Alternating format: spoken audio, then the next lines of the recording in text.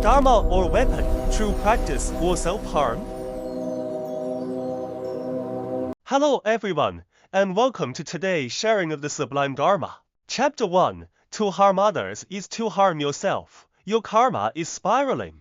I have been reflecting on a passage that is both mind-bending and deeply piercing.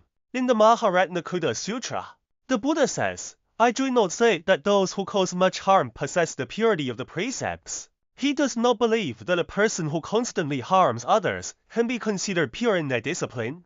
We often think we are practicing, but if we ask ourselves honestly, are we truly pure? Oftentimes, in ways large and small, we are harming both others and ourselves. For instance, if you're in a bad mood today and give everyone a cold shoulder, you might think you're just expressing your feelings. In reality, you are harming them.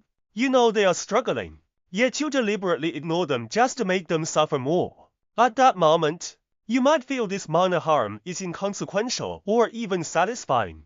But karma is the most impartial yet ruthless law. What you give to others is exactly what you will eventually receive.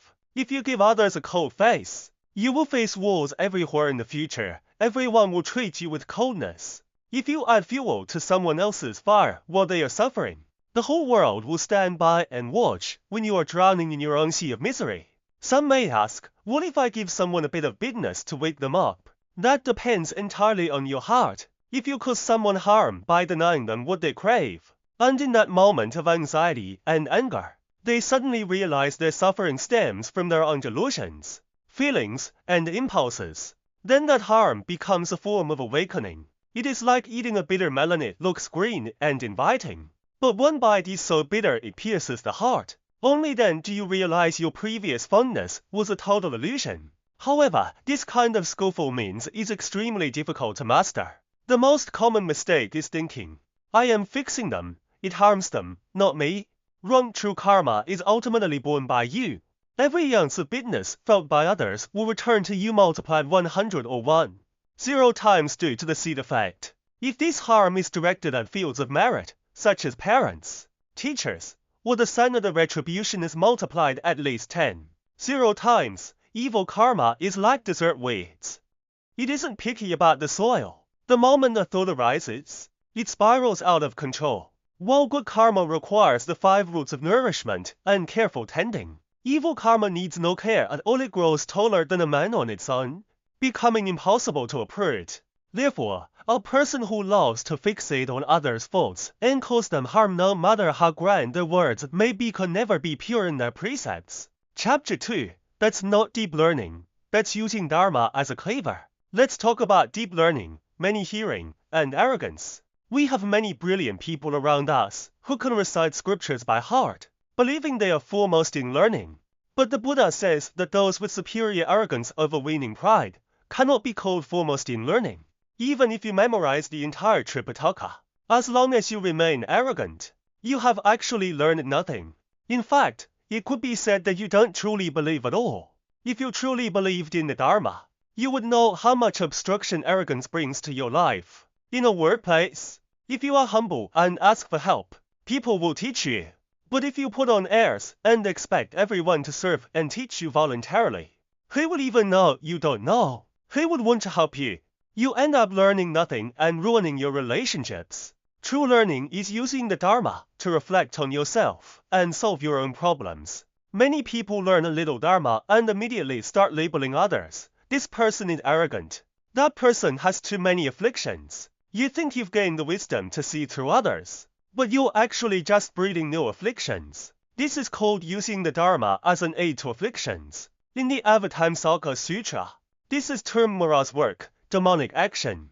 The Dharma in your hand should be a medicine for liberation, but you've turned it into a cleaver, hacking at everyone you see. You think because you've memorized much and understand deeply, you are superior, but you are just showing off, trying to elevate yourself by trampling others. Practice is not about reflecting on others. It is about completely reforming your own wrong behaviors in body, speech, and mind. If a person cannot even control their own expressions, gestures, words, or actions, how can they claim to be keeping the precepts?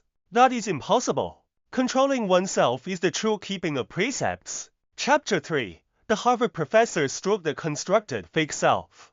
My master recently shared a case about a Harvard professor who experienced a major illness. For most, this would be a tragedy. But for her, it became an opportunity to break through the 5 aggregates. Because of her stroke, her left brain was temporarily disabled. Her memory, identity, social labels, delusions, and habits were all forcibly suppressed in that moment.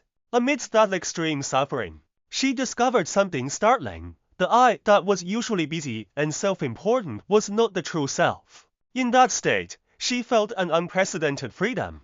She realized that although her body couldn't move and her memory was gone, her awareness remained crystal clear.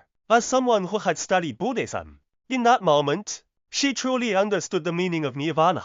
This gives us a massive revelation. Anything that can be constructed is not the real you. Our neurons can be rebuilt, our memories can be modified, and our personalities and identities can be reshaped. You can construct yourself as an angel of heaven or a prisoner of hell. But the vibrant, unbirthable, and undying spirit self-nature exists independently of these constructions. During her long recovery, she watched her memories return and her fake self being reconstructed piece by piece. She realized that the person she used to be filled with social status and knowledge was merely a constructible illusion. Why do we practice? To use every person and every event to awaken to the true self, rather than clinging to the illusion discovered through karma. Chapter 4. Don't thrust your face into the hot coals on dignity and purity. We must clarify the 3 terms, precepts, discipline, and dignity, precepts, vinaya, and etiquette. Precepts, the red lines and standards that tell you what is strictly forbidden. Discipline, your self-discipline, your ability to restrain yourself. Dignity, majestic demeanor, the result. When you have precepts and high self-discipline, a natural, majestic demeanor where ye will manifest. This is not faked, it is the natural flow of your most refined thoughts, words, and actions. Many people love to form cliques, calling it being with like-minded friends. In the Dharma, this is called factions, cliques. The core of a clique is selfishness. A group of selfish people gathers to protect their own interests. With numbers, they have more power to satisfy their greed. These relationships are extremely fragile. The moment an irreconcilable selfish interest is touched, they turn on each other and split. True Bodhisattva companions have no fundamental conflict of interest, because everyone exists to benefit others. Then there are those who, with an arrogant heart, claim to respect the master. This is a double deception. As long as you have arrogance, your expressions and words will carry a desire for control. You will try to manage, fix, or control the teacher, even using the teacher's own past words against them. This psychology is essentially, I want to be higher than you. The 500 bodhisattvas of old are a cautionary tale. Some were perfect in precepts, others in ascetic practices, but they looked down on the Dharma teaching masters and spoke of their faults. The result, endless obstructions. You might be pure in your precepts, but you are just sitting there keeping them. You aren't necessarily uprooting the suffering of sentient beings. However, the teacher can directly transform the views of others and save them from the fire. If you use your strengths to criticize another's weaknesses, it is because you are blind to their merits. Finally, we address frivolous speech, kishi, and mockery. Many people like to crack jokes or add useless, flavorful nonsense when discussing the Dharma. My master is blunt about this. This is disrespecting the Buddha and the Dharma. Do you find the Dharma tasteless? Do you feel you must mix in your own short trash junks to make it palatable? If you do this, a person of wisdom will see your true colors immediately and stay away. It is as if, to make yourself stand out, you first thrust your face into red-hot coals to disfigure yourself. Then run out and tell everyone, look how beautiful I am. No one will think you are beautiful. People will find you terrifying and run away. Frivolous speech is one of the 10 non-virtuous actions. If you don't even care about the karmic consequences of your words, how can you talk about practice? Conclusion: awakening to the spirit in every moment. Practice is not an act for others to see, nor is it memorizing a few verses for show. Practice is that split second when you want to get angry, be arrogant, or control someone and you see through the fakery of that delusion, feeling, and impulse. The moment they arise, You immediately awaken to the error and correct your behavior. We must learn to protect ourselves not by protecting the ego's pride, but by staying in a state of awakening at all times. Stop thrusting your face into the hot coals. Stop using the Dharma as a cleaver to hack at others. Discover the vibrant, unbirthable, and undying true self. Thank you for listening to this sharing of the Sublime Dharma by the Buddha Deeds Association of Australia. We will see you next time.